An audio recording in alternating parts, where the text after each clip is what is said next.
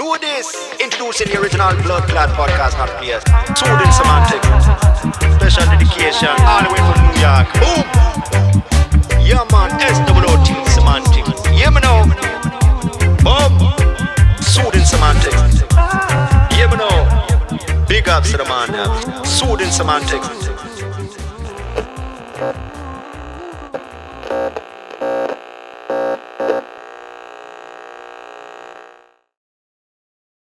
On another episode of Soothing Semantics, I am your host, Rafi Pinsky. Make sure to subscribe, smash the like button, leave your comments, positive and negative. We are here today with David Avgi. Hey guys, what's going on? Pleasure to be on. Dude. First and foremost, l'chaim, bro. L'chaim? It's a little bit of a reach. Yep, there you we go. got it. I'm a small guy. Okay. So, ASMR. David is the first cousin of Alon Avgi. Whoever's been following me thus far has seen the episode that I've done with him. Alon is a young hustler, a real estate investor, Yes, making big moves, making waves, and now we have the real estate champ of New York. Thank you so much. David Avgi. Dude, thank you for coming, man. So, guys, David has been doing real estate now. So you're 27 now, right? 28.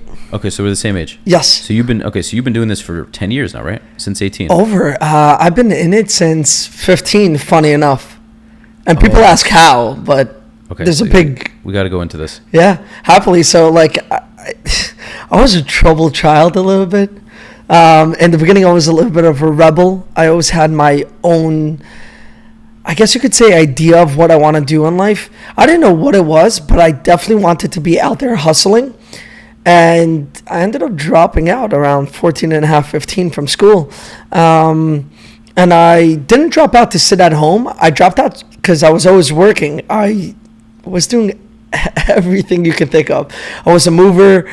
I worked in construction. I worked in lighting. I was a waiter, a bartender, a barista. Like, you're doing it all.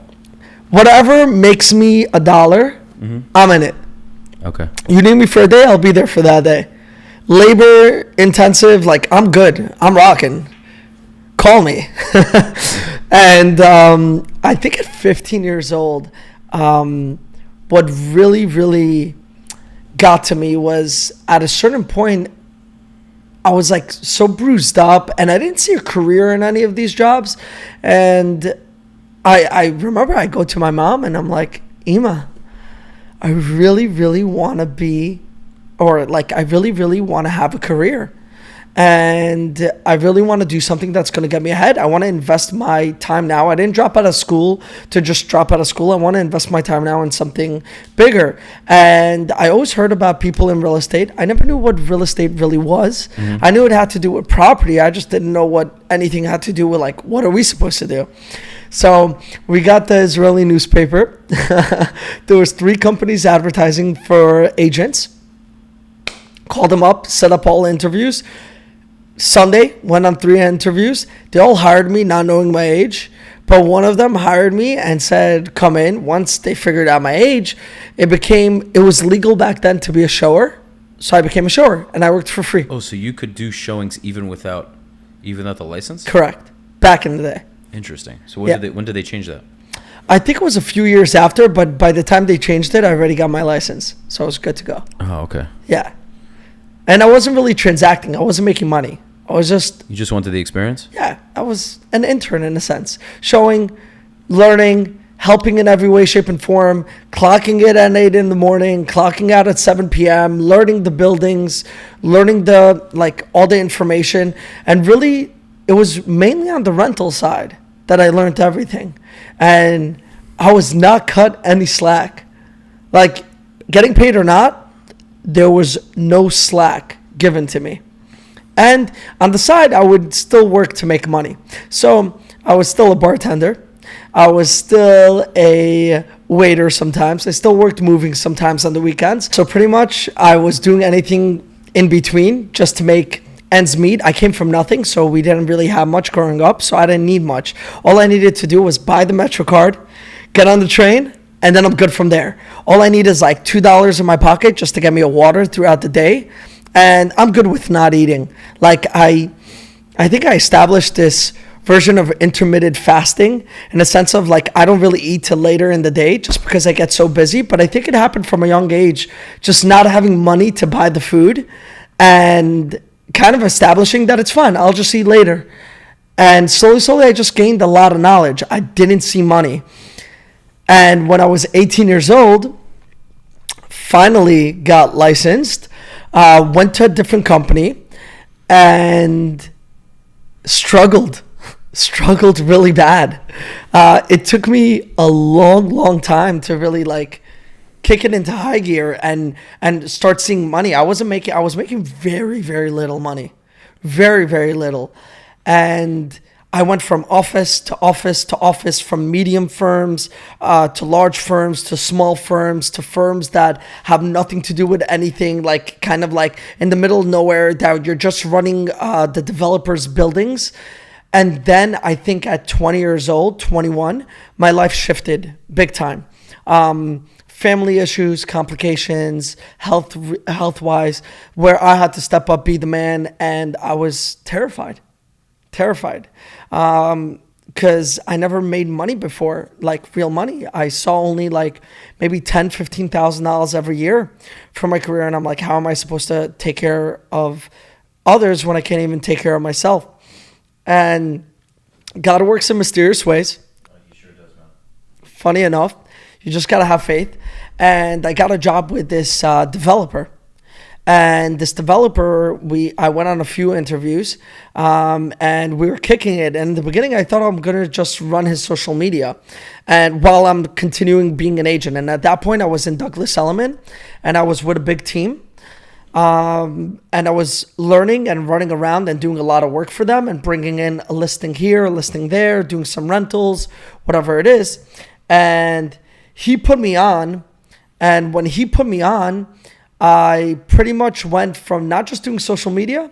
I started stepping into doing the condo books, started stepping into doing project management, started stepping into learning about taxes and working with the tax companies to establish all the building. And he had over, I think, $500 million in real estate in the pipeline at that point, in new development, which was insane. Crazy. That's insane. Insane. And slowly, within like 6 months, I started, I wasn't just a regular worker. When they give you a job description, they tell you, hey, work a 9 to 5 and you'll get paid, and do A through D. I was doing A through Z, working on 9 through sometimes 12 a.m. Whatever it was, I was dedicated to it. So he saw that, and I started making him a lot of money, but also distributing a lot of different features inside his firm, that he made me a manager very young on. And he's like sink or swim. And that's when I made a lot of money, because I started not just making salary, I started flipping him deals, finding deals, running projects, becoming the broker of these projects. And I had so much projects in my hand, he made me the agent on all of his inventory, that I started doing a co-exclusive with other people. So I was hiring like Ryan Serhants of the world for $1 Million Listing. I filmed a few episodes with them. I was hiring Alexander Maroney, Jessica Peters, Tom Lee, Stephanie O'Brien, Frederick Eklund, like anyone you could think of, big names. I want the exposure, but not just the exposure. I thought about it myself.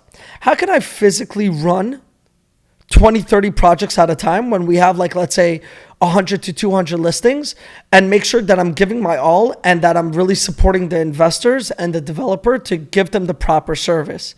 And I realized that I can't. And it's okay to not do it. Put your ego to the side. Ego is a killer. Right? And I really want to make people happy, and I really want to grow, and I want them in the end of the day to be sold. So I said, listen, I have the power in my hand. I knew it. So I hired top dogs. And I said, why am I hiring these top dogs? Because I want to learn from them. I want to become a better person. I want to become a better agent. I knew that I'm not the best. I knew that I had something because I was getting things done, but I knew I wasn't the best. And lo and behold, I hired the right people. We did a lot of business together. Some of the business was trickier than it was. Some of the buildings, you think you get a listing, within 6 months you're going to close it. Mm-hmm. Some of them took 4 years. Why so long? 4 years? So it took 4 years because we ran into complication.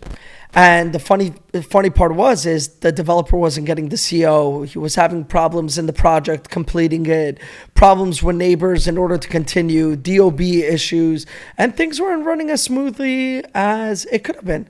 Because I feel like at a certain point, they took such a big bite, more than they could chew, more than the operations can provide, that it was very hard to finish up to get to the finish line.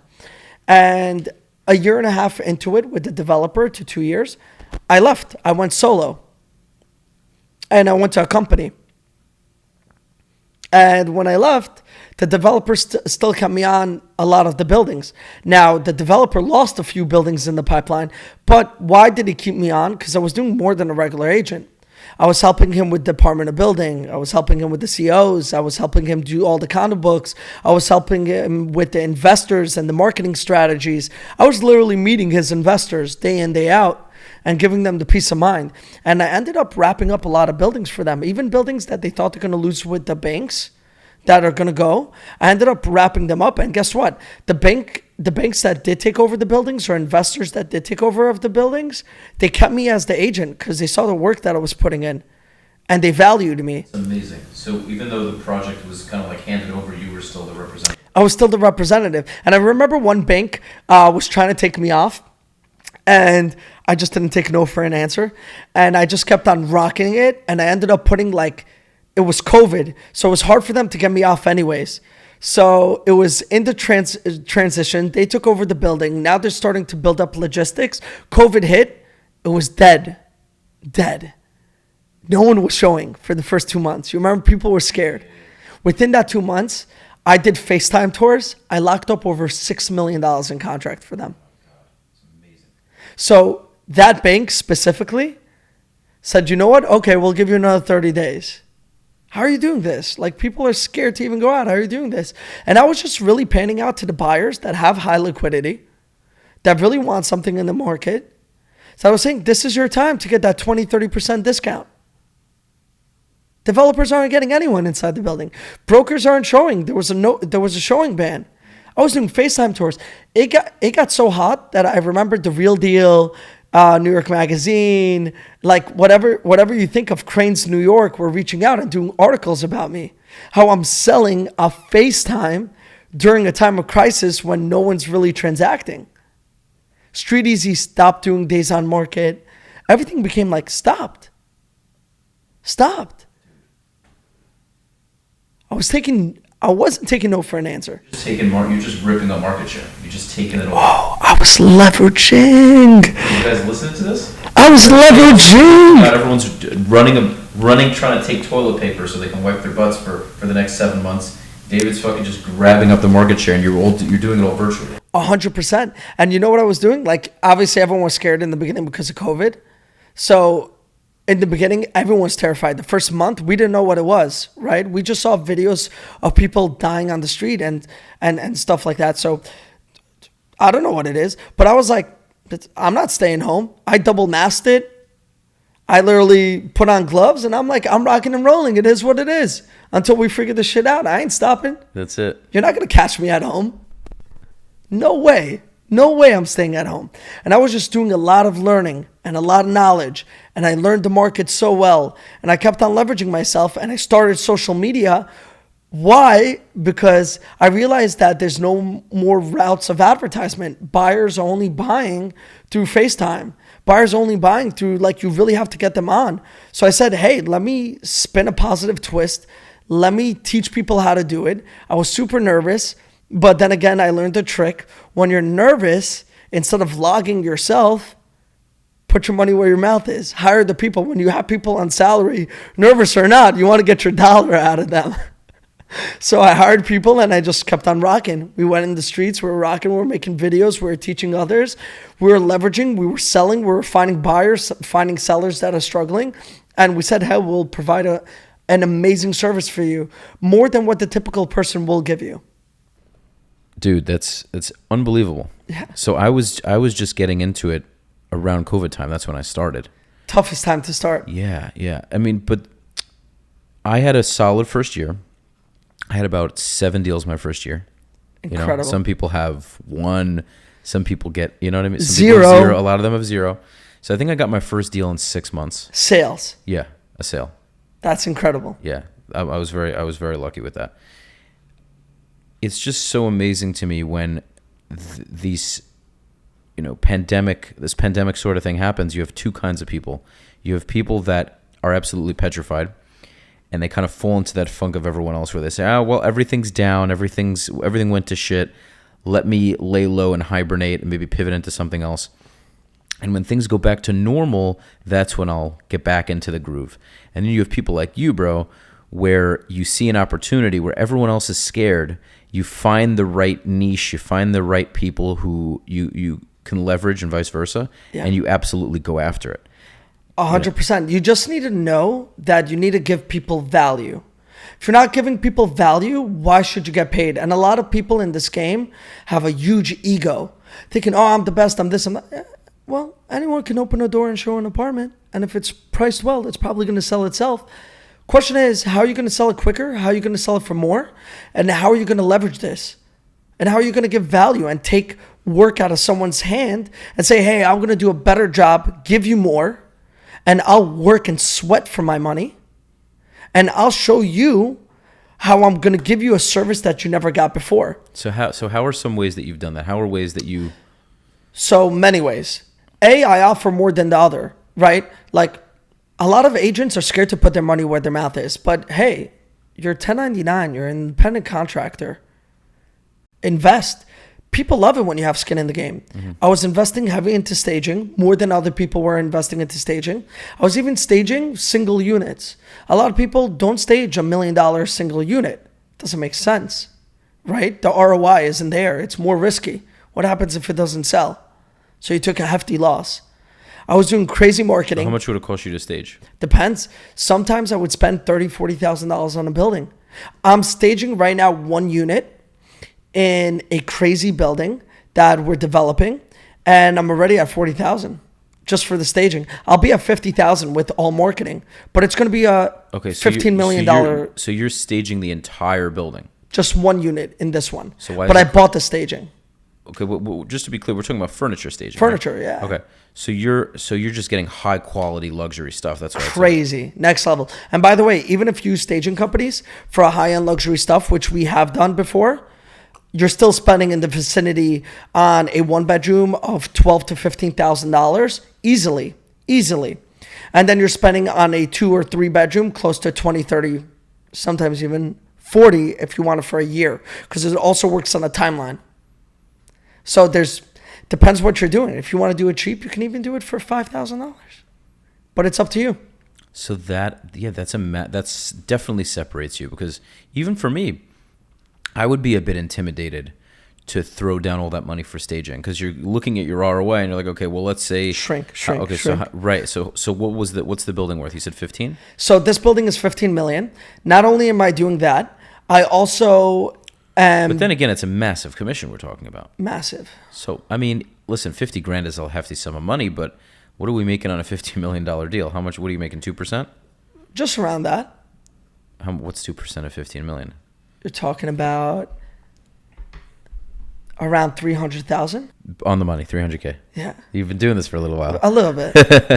But it's okay. I don't count the money. It doesn't matter to me. Yeah. On some deals I break even, or I take sacrifice, and I'll get into that later. This is how I really cemented my name and really connected with really, like, people valued me and saw my play. Now, I'm not stupid in the game. I'm very intelligent. I do my math, but I don't mind taking L's sometimes if I know it's a way to leverage myself. You're teaching me something really important right now, because I've had many realtors on here, and they definitely teach me new things.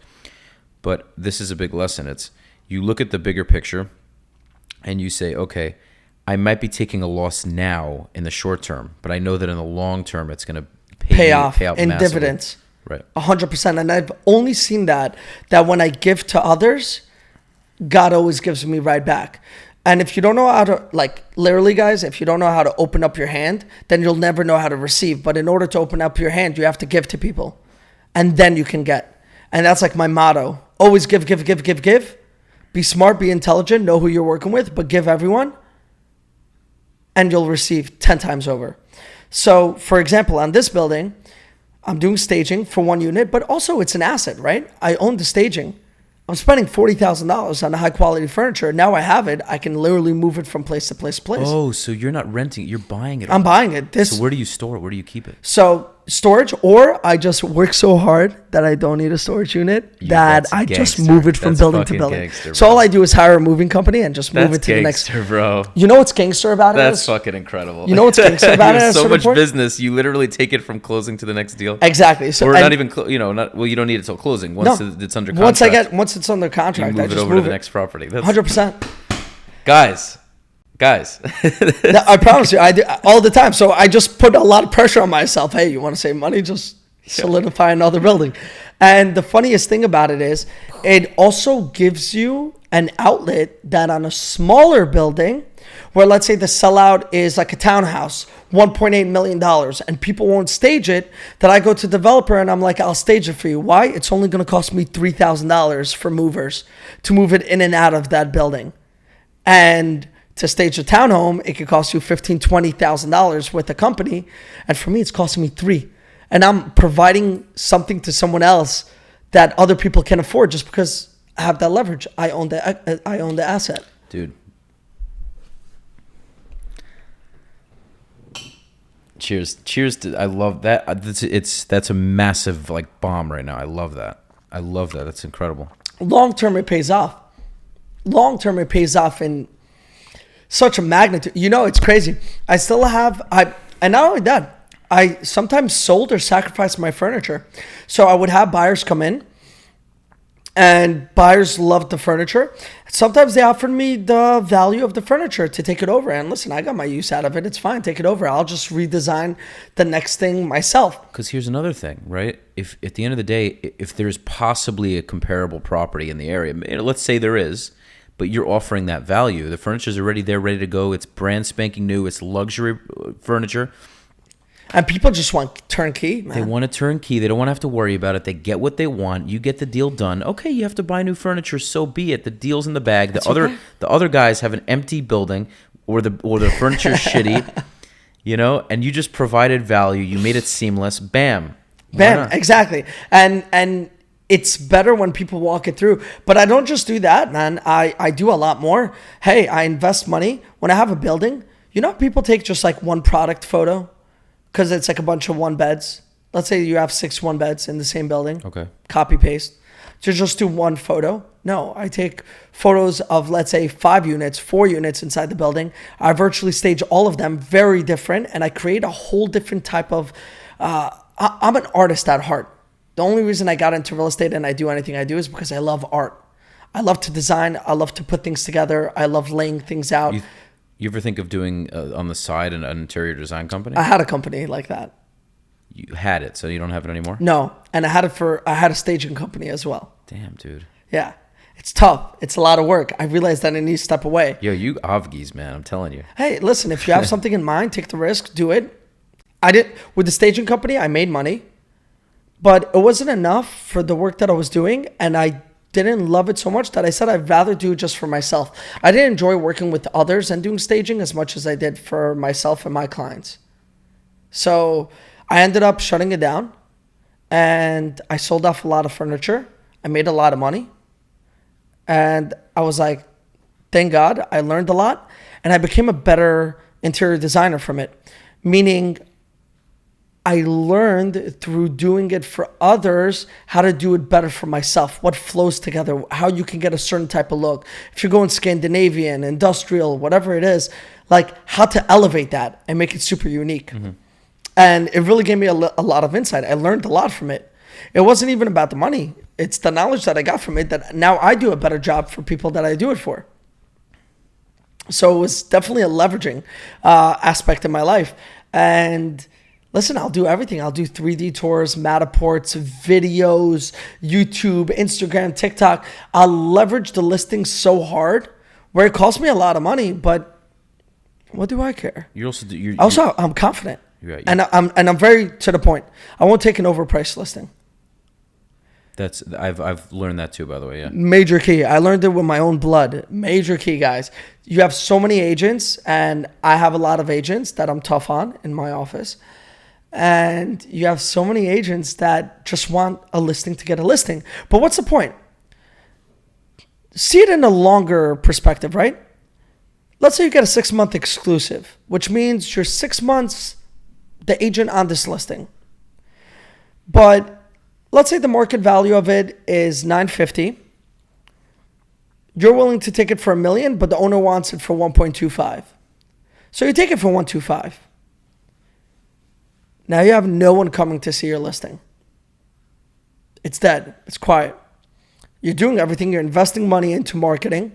Even if you're not investing into staging, let's say pictures, photos, showings, gas, that's all your money, right? Your time is your money. So don't forget it. You're an independent contractor. You're 1099. No one's paying you salary. And you're doing it for 6 months. And crickets. Mm-hmm. No one's showing up. In 6 months, you know what's going to happen? He's going to fire you. He's going to hire someone else.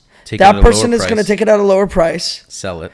Market it for less money, sell it, and then you become the bad guy. He becomes the good guy. And you did half the work for that agent. You did all the work for that agent. Right. You know why you did all the work for that agent? Because in the end of the day, they spent all their money. You learned from their failures.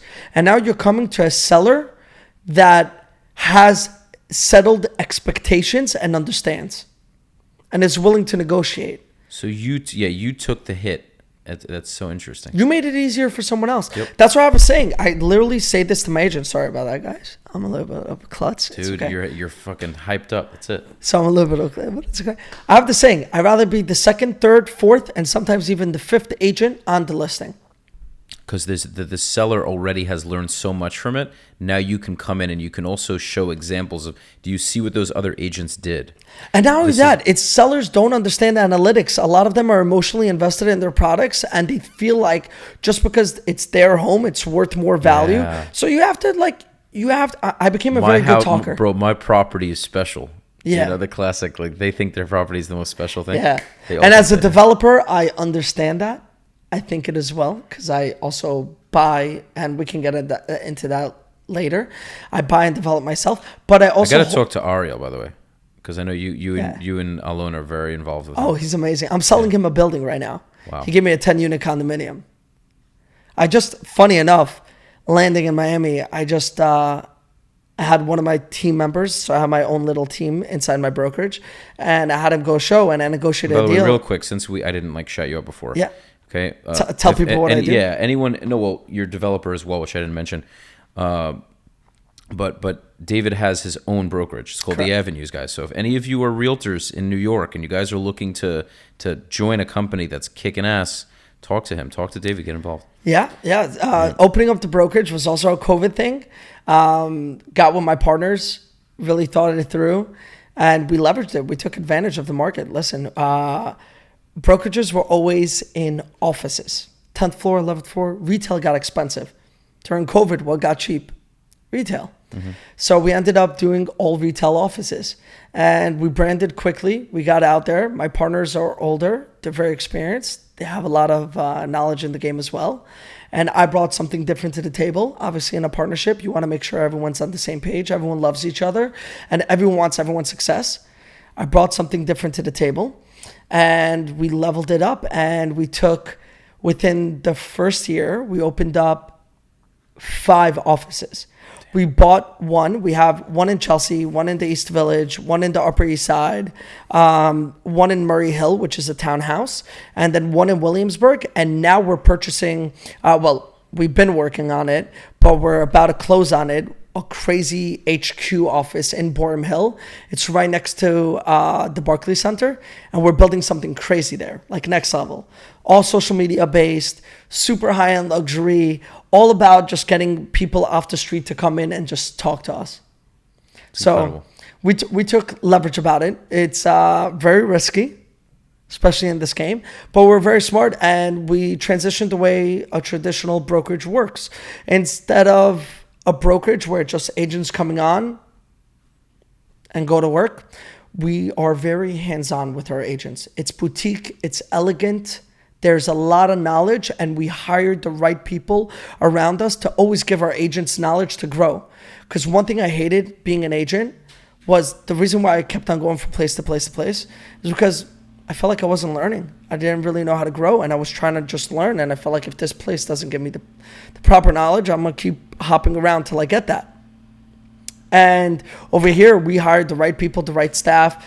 We give so much teaching, but not just teaching in a sense like go to the seminar next week. It's like you have an issue, call me. You have a problem, the manager's in the office right now. Give her a call, sit down, let her do the paperwork, let her show you what's going on, let her put the board package together for you, and let's get you rocking and rolling. You're never going to drop business because you don't have the help or knowledge, period. And so much business is being dropped right now in brokerages. It's crazy that in most brokerages, 3% of their agents produce 50% of the revenue. It's wild. It's like that. It's like that in every. Well, it's like that in most industries in general. It's crazy to me. Yeah. I don't want that. I understand that not 100%. I'll never be in that 100% marker, but I'm trying to build something where I have 15, 20% of my agents producing 50% of my revenue. If I can get to that 10, 15% mark, I feel like I helped a lot of people out. Because I took a 3% marker and I bumped it up. I 3x'd it, I 4x'd it, and I helped a lot more people out that had the potential, just didn't have the guidance. And I gave them that, and now they're killing it. Wow, dude, that's incredible. So what do you think a younger agent should do? And oh, I love this because we take on a lot of younger agents. A lot of offices don't want to take on new agents. We love that shit. When you show us you're hungry, I love it. Younger agents, all they need to do, step A, learn the market you're in. If you don't have knowledge and you can't produce value, then you don't have any power. Meaning knowledge is power only if you apply it. The only way to apply it is to gain it. So stop thinking about the money for your first 2-3 months and just start learning the market. When I say learn, I mean preview, get around, read, follow YouTubers, be in the office at 8 in the morning, volunteer to do open houses, run around with other people and do their showings. Fuck the money. Excuse my language. No, by the way, you can curse as much as you want. I love it. That's why I do this, baby. I love it. Fuck the money. Mm-hmm. The money will come. Offer yourself out to everyone and do all the work in the world, just to learn and grow yourself. Let people use and abuse you. And I know it's a hard concept for people to think. Why would I let someone use and abuse me? It's good, because you're also using and abusing them. Mm-hmm. You're learning from them, but you're learning step Z. You're not gonna have to go through the ringer so much, because you're learning how it really needs to be done from people with experience. And also you're learning yourself. You're putting gratification to the side and you're realizing, I need to really level myself up. I'm going to learn. I'm going to know all the buildings, all the managements, accesses, what they have, why one building is better than the other building and more price and the finishes that they do. Do they allow guarantors? Do they allow personal guarantors? Do they allow third-party insurance companies? Are they allowing flex walls? Is this a roommate building? What's really going on with this building? Once you have 300, 400, 500 buildings under your arsenal, and you know everything about everything, and you're connected to the people inside, guess what? Another beautiful way, by the way, guys, you want to get into real estate, the nature of the game and the secret of the game is exclusivity. Write that down. Exclusivity will grow you the most, will make you the easiest money in the world. You know what's another way of getting exclusivity? When you're so connected to managements that they don't give out exclusives, but they'll give you tips on what's coming to market. Meaning you have something to advertise to your clients before, let's say, 100,000 agents get it in their hands. You're one out of 2, 3, 4 people that have it in your hands. So how did you, well, give me one of the earliest times, an example of how you did that, how you're able to make that happen. Amazing. I love it. Big management, has a few buildings, kept on going over there and renting their apartments, became so close. Literally, I would rent something. I would make, let's say, a $1,500, $2,000 commission. I would take $200-$300. I would buy them snacks, gifts, chocolates, wine, whatever it is. At all times. I had no money. I would buy them. You know what ended up happening? Because I kept on showing them my dedication. They're like, hey, David, apartment 22J, 1 bedroom is becoming vacant. We're not going to advertise it for the next 3 weeks or send it out to other offices. We have to turn over the unit in a week. But when we're turning it over, you can bring your clients in. And you can already start talking about it. So guess what? I had 22J in my back pocket. No one had it. And it was a good deal. And then when I was working my ass off to make sure that 22J is rented out before it goes out to everyone else, guess what they did? They gave me 23J the next day. Damn, dude. So this is the biggest takeaway, dude. And I'm going to give some shout outs.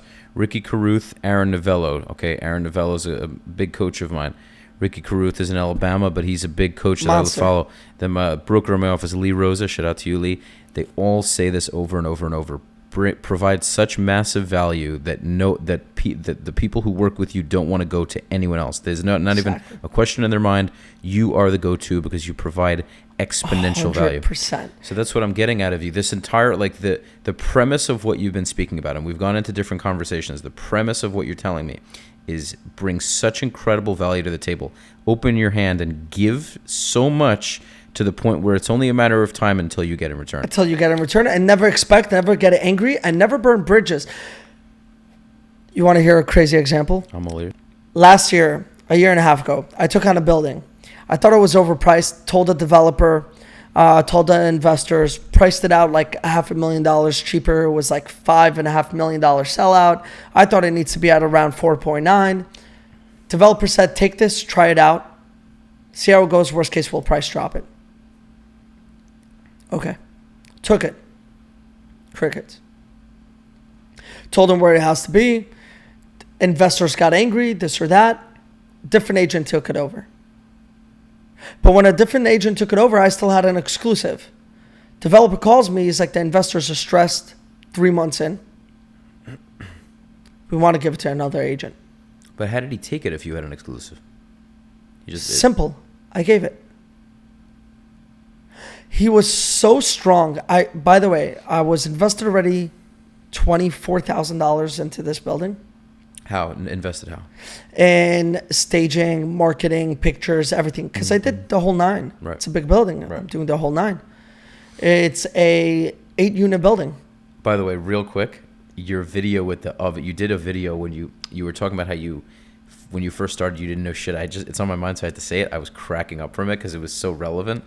When you were talking about how you were showing a property to a client, it was something with the oven. Do you remember that? Yeah. Or like he didn't know what the fuck you were doing. No, not at all. You know, and it was.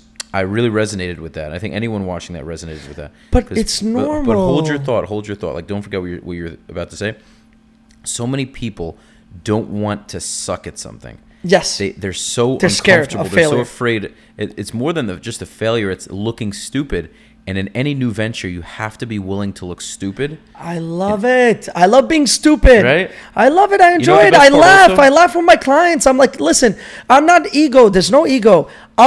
You know what I tell them? I don't know what it is. Let me figure it out. Let me get back to you. That's my answer. If I don't know what something is, hey, no problem. I don't have an answer for you right now. I'm going to figure it out. I'm going to do my work. I'm going to get back to you. Better than just acting like you know everything. Why am I going to lie? They're going to catch me and then I'm going to look like an idiot. Yes. Thank you. Fucking thank you.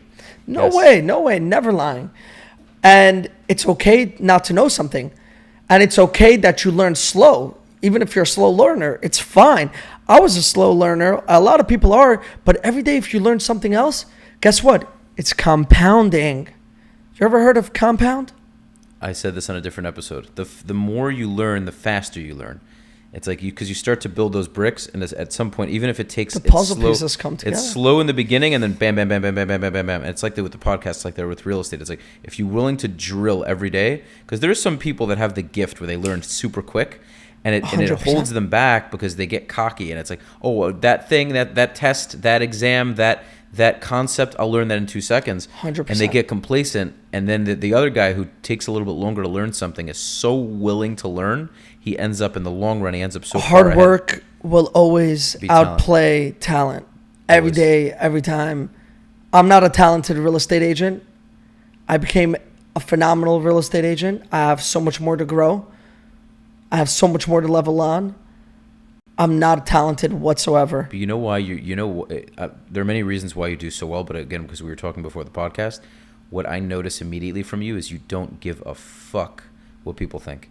Not at all. You don't give a fuck. And that's one of the most important things I've taken from watching you and watching other very successful guys, especially younger guys. It's like younger women too who kill. Yeah, 100%. But it's like the ability to just be you is so... It took me a lot to grow, and it has a lot to do with mental health as well, right? In the beginning, I was always trying to be copy-paste of someone else, and it wasn't really me. And I felt like being me is never going to be good enough. I felt like I wasn't, I guess you could say, mature enough. I wasn't, I don't know, elegant enough. I wasn't classy enough. I didn't look good enough. Everything. Obviously, it pops in your head. I'm not the best salesperson. I mean, those suits are pretty dope, though, bro. Now we got to a place where we can have a dope suit. But in the beginning, it messes with you heavy. You can't even buy a suit from Zara. That's like on a bucket list type of thing. Right? And at a certain point, I learned to switch it off. I learned to love myself, accept myself. God gave me a lot of faith. Whether you believe in God or not, it's okay. But God was my strength. Gave me a lot of faith. Made me very strong, made me love who I am, and made me understand. My mom would always tell me, "Do, when you walk inside the room, walk in thinking you have $1 million in cash sitting in your pocket." This is really parenting, bro. I was like, "Why, Mom?" She's like, "I have a question for you. I'll put you in a room with people that are millionaires, but you're broke. Are you going to have a different conversation with them than if you were a millionaire yourself?" And I was like, okay, completely. Like, this is where I rock, this is where I roll. It's like, I'll be confident. I'll just be me. I'll talk with them because we're on the same playing field, and I'll feel like I'm successful too. So she's like, why not do it right now? And then on the spiritual side, I said, when I walk into a room, I'm not walking in by myself. The creator of the world, someone that loves me, that thinks about me every second of the day, that gives me ability to move my fingers, breathe air, that puts me to sleep and doesn't forget about me, wakes me up in the morning, that loves me, that empowers me, is walking into the room with me, having my back. Now it's up to me to do my work, my homework, and be knowledgeable and give value. But once I have faith and he has my back, then I'm good to go. With God, I feel like this. I'll do 50% of my job, and then it's in your hands. If you want me to succeed, I will. If you don't, I won't. Mm-hmm. But I need to do the 50% first. Because in order to get, you have to give. You're not just going to sit back and be like, God, give me. No. Dude, it's so fucking true. My grandmother, I'm very grateful because my grandmother used to tell that to me too. When I was younger, she used to read books for me every night before I went to bed. It was my most exciting time of the day. I would sit at the edge of the kitchen table with my legs hanging off the end, and she would read me a book before I went to sleep every night. And she would always tell me, even when I was a little kid, she told me, everything you think is possible if you believe in it. If you have a goal that you set out to, nothing you set your mind to, you can't do. And every time I was trying something new, I would always have that in the back of my mind. And what's interesting is there are things she wanted to do that she didn't do, and she was a very selfless person. She's still alive, thank God. But she always had these things that she wanted to do herself. She was always giving to other people. She raised me. At 49, she raised me as a baby. But that support alone was always what pushed me to try something, even if it was completely delusional. And that's another thing I want to talk about is talking to a buddy of mine the other day, and we were talking about my podcast, and he was like, all these things you want to do, I want to get on Joe Rogan, right? And for most people, that's a delusional idea. Who are you? Who the hell do you think you are to be able to do that? And I have a plan in mind. It's not just some bullshit thing. I'm going to build myself to get on Joe Rogan. Right, I'm going to earn it. And the best part about it is there's only a tiny percentage of people throughout history who who were delusional enough, and delusional in a good way, delusional enough to think that they're change the worthy world. and have the ability to do the things they set out to do. Everything we're doing now, the ability we're doing this podcast, the mics, the lighting, right? Thomas Edison created electricity. He was a delusional motherfucker. The Wright brothers who created the airplane were delusional as fuck. 100%. Elon Musk is fucking delusional. And I love it. That's what it takes, dude. Sorry for the ears. Go ahead. It takes absolute delusion to go and do something that hasn't been done. And you're always, and what I learned in life, and this is where the mental health aspect came into it. What I learned in life, it's okay to be delusional. It's okay to be yourself. Love yourself. That's what's going to get you ahead. Because with logic and delusion tag team together, you can really leverage yourself. And every person But one can't that be did done something without the new, other. Exactly. And every person that did something new in their lives that changed this world, electric cars, telephones, whatever it is, they were always looked at as the weird person who is thought they were doing crazy. something that's never going to succeed, where there was doubters everywhere. You know when doubters go away? Once you kill it. Yeah. And you know why there's not that many successful people, there's many terms for success. I'm talking strictly billionaire success. Right.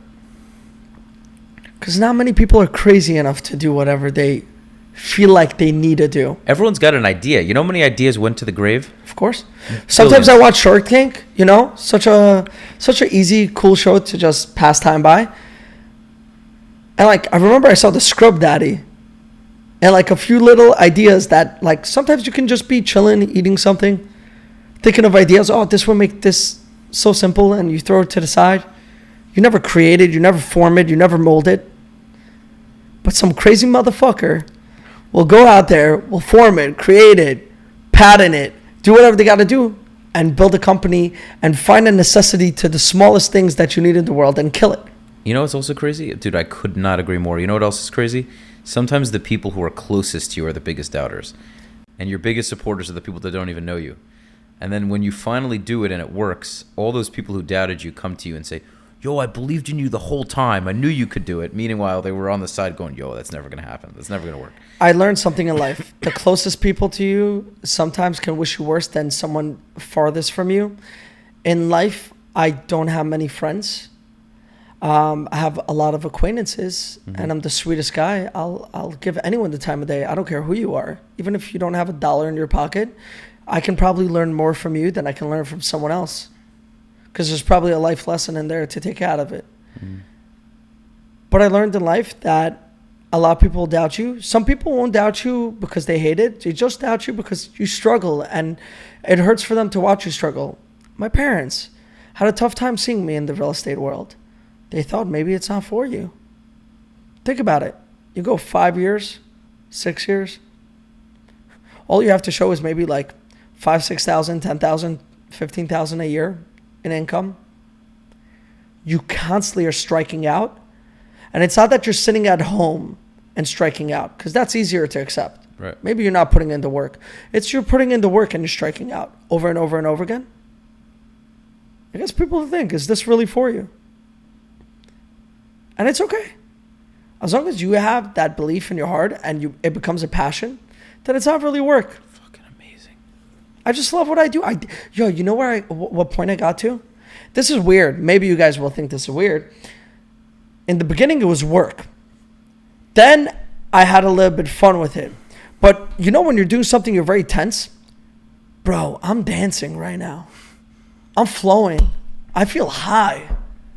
I don't know how to say it. I don't do drugs, but I feel high all the time. I feel like I'm on drugs all the time. I'm just flowing. My body's grooving.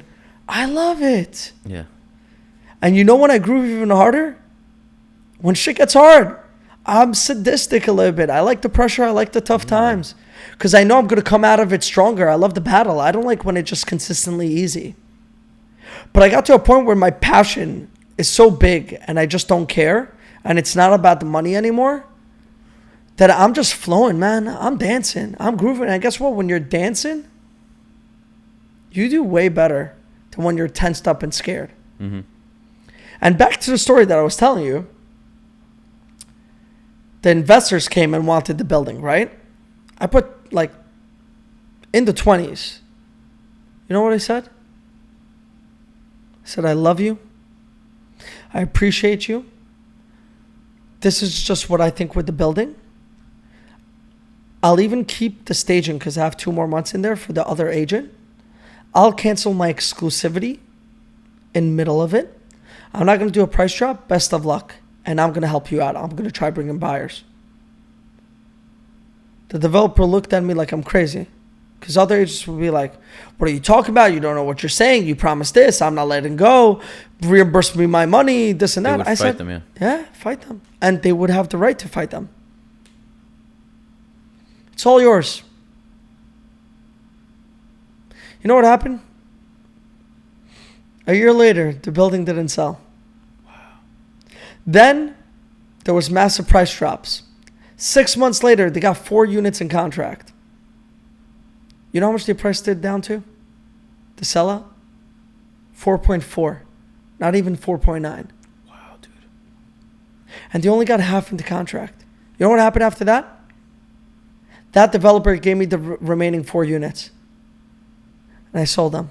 Damn, dude. And guess what? He gave me another 20, 30 individual units on top of that.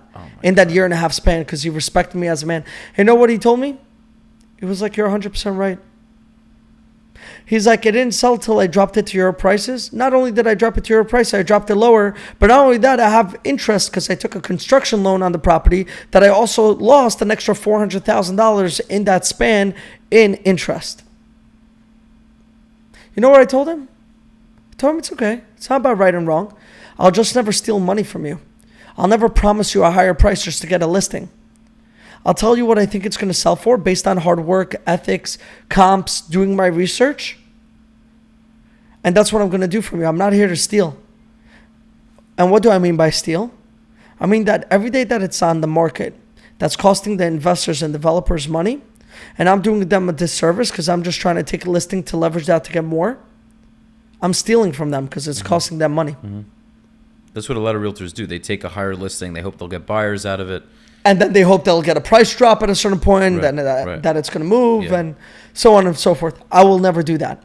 You know how much listings I turned down? I think I turned down close to $30 million this year in real estate. Wow. And 5% of the things that I turned down actually sold. You know why they sold? Because the seller already got, okay, drop the price. The others, the developers and the sellers didn't want budge. to. Yeah. No. And then they gave, you know how many buildings I took over?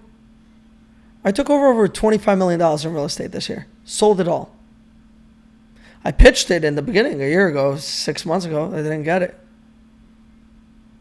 I took it over. Did a great job. They're my best friends now. They invite me out to dinner, the developers, my buyers, my sellers. Mm-hmm. The other agents, you know what I do? I pay them a commission, but if they're newbies and they have buyers, I take it over. I get the mortgage brokers. I'll help them out with their other listings. I'll settle expectations for the buyers. I'll teach them about the process. I'll get them attorneys. I'll do all their work for them. I don't want $1. I'm here for you. You know, if you bring a buyer to my building, your buyer's going to be happy throughout the entire process. You don't know what you're doing, it's fine. I'll never let them know that. I'll show them why you're the best agent, and I'll teach you everything. You got to open up an Avenues in Miami, homie. Coming soon. There's definitely goals to expand in the future. Right now, we're going on 6 offices within a year and a half, and we want to really solidify each and every single division before we start expanding, and we're also learning the market here. And we bought a lot. So my partners buy a lot, I buy a lot, we buy together sometimes. I buy with the loan sometimes together, buy by myself, I buy with my investors. So it's like we took a lot, and now the market's getting to a place where we're just like, So we're not buying as aggressive. We're not going as aggressive. We're really putting reserves to the side to see where it goes. We feel like there's going to be a big shift in the market. And we just want to protect ourselves. We want to grow. We want to minimize risk. Don't get me wrong. If I pass by a good deal, I'll still buy it. If I get a great deal on opening up a new office and I see the potential in it, I'll go for it. But until nothing's solidified, slowing back the pace a little bit on the expansion, and it's okay. But why are you slowing down? The slowdown is because when you're providing all these services to teach the agents, it's costing a lot of money, right? You have to get more salaries. Now, if the agents don't produce, you're losing money every month.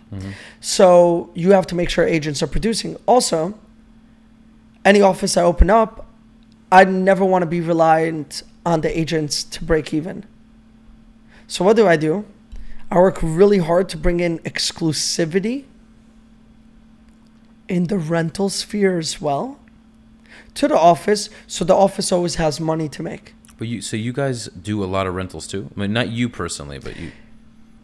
We never were in Brooklyn. We were only in Manhattan. I expanded the Brooklyn division. I brought over 1,000 units in a year, exclusive in re-rents, just to Brooklyn.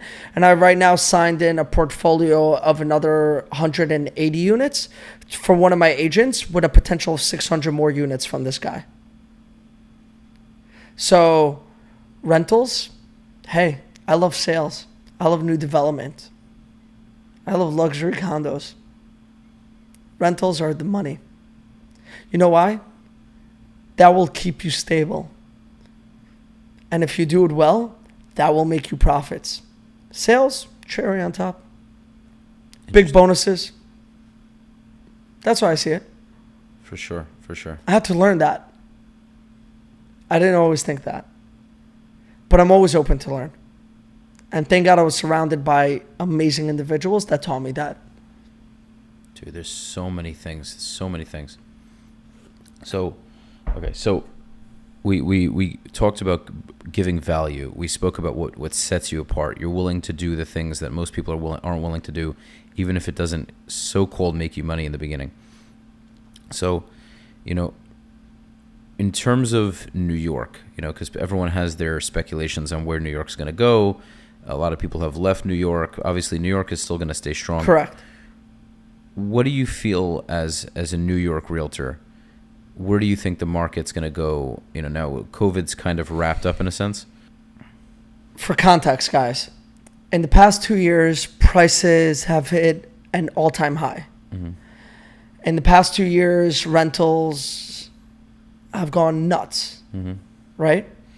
When I say nuts, it went up. So much money was stimulated inside the economy that we're battling high inflation. The Federal Reserve doesn't care about the market. The Federal Reserve cares about stabilizing inflation. So we still have a market in the future to actually deal in. So it's not such a big pop that we're all starting from scratch.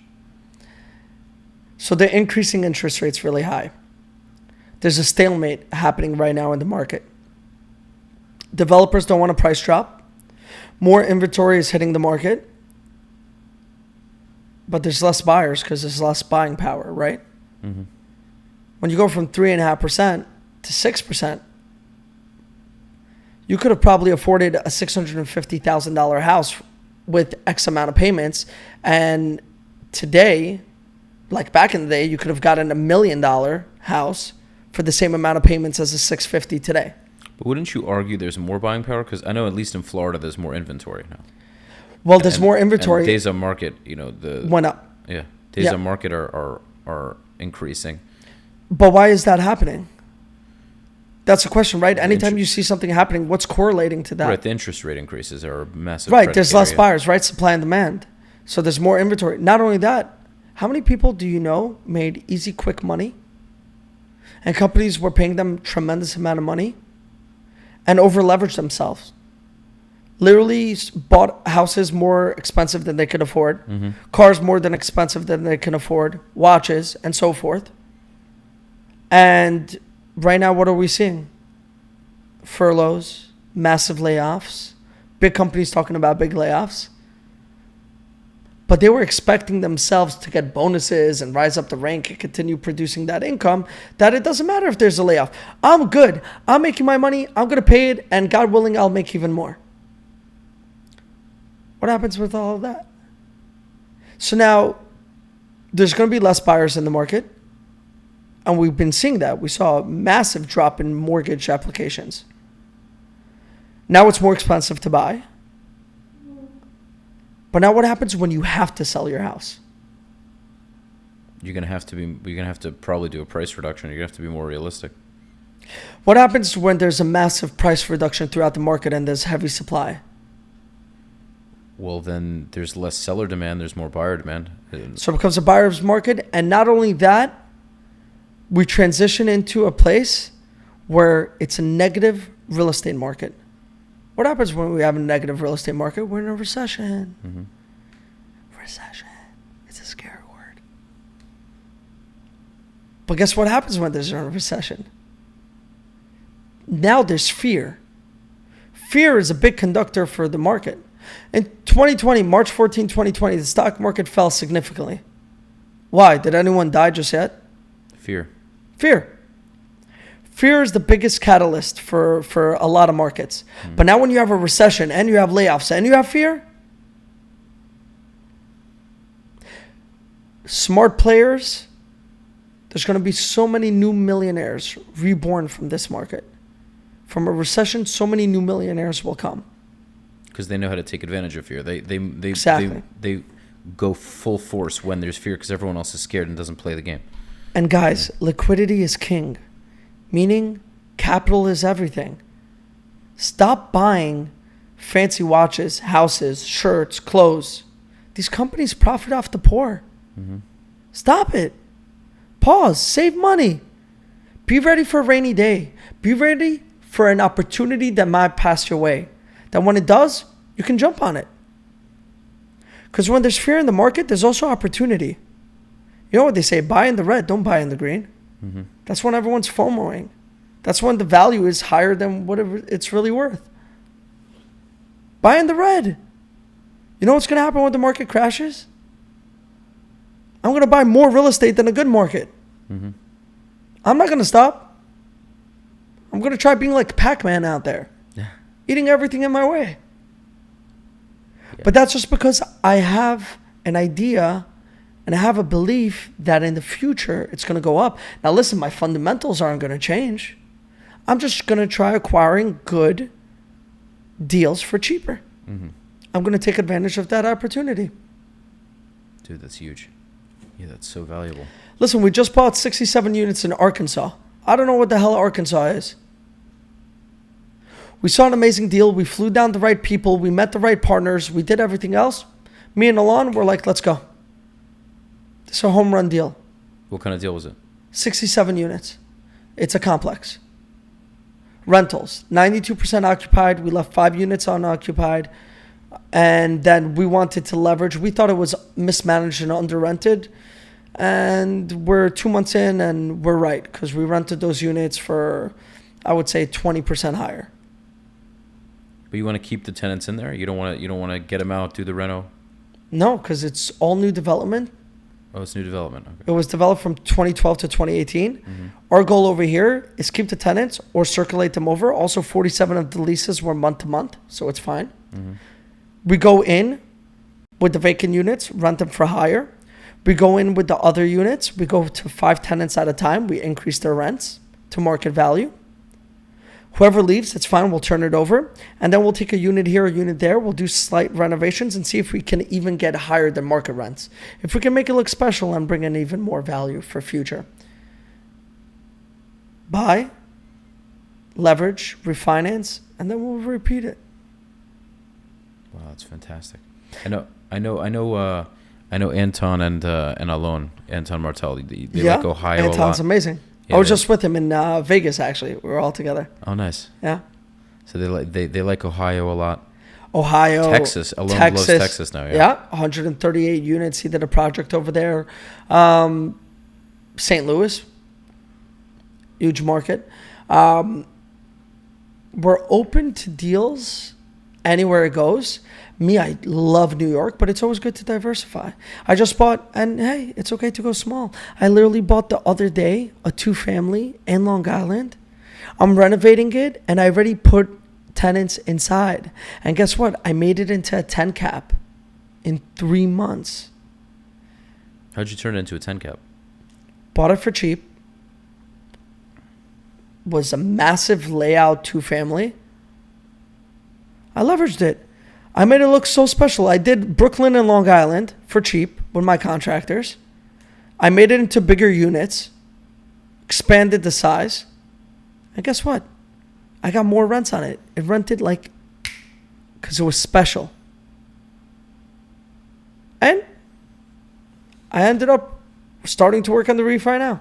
So even though I'm refinancing at a higher interest rate, it's fine. It's still going to be a 10 cap. My cash on cash will be a little bit lower because I'm going to have higher payments. But guess what I'll do? I'm pulling out all my money in the refi, close to 70% of it. But within 4 years, I'm pulling out all my cash with the higher interest rate just from my cash on cash return. And then in the future, when interest rates go down and my property value will be up, refinance again. And now I'm pulling out, not my money, I'm pulling out extra money to play with. And I'm getting a lower interest rate, so my payments will relatively stay the same or be lower. Oh, that's amazing. So it doesn't matter small or big. It's like, we'll do it all. We just have to see the value in the property. They gave me 3 days to close, all cash deal. 3 days to close, I never saw the property. I studied so much for years now that I can look at something and I can ballpark it and see if it's a good deal or not. We built those systems. The blood, sweat, and tears built those systems. Us losing and falling a million times over built those systems. And we keep falling. And I love it. You know why? The more you fall, the more you can get up. The less you fall, it means you ain't shooting your shot. 100%. How can you score if you ain't shooting? Hey, if I miss 1,000 but I make 20, it's okay, I made 20. I missed 1,000. I made 20 more than someone else that didn't even pick up that ball. You damn right, dude. Guess what? My shot will get better. Next 1,000, maybe I'll make 100.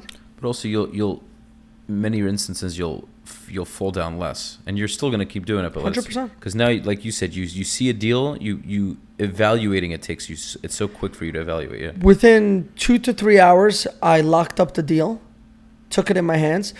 A day later, I signed the contract with the deposit, and 2 days later, I closed on it. And I didn't close all cash. I closed with financing. To get financing in 2 days, you really have to work some magic. So what'd you do? How'd you do it? Called up a hard money lender, did all my research already for them. I already had a reputation with them. Pulled them in, got crazy leverage, LTV, got their appraiser in the next day, sent them the title report, sent them everything, conducted the closing. Wow. Got it funded. Right, so they had you built trust with them. You did a lot of the work for them. I did all the work for them. I know exactly what they need.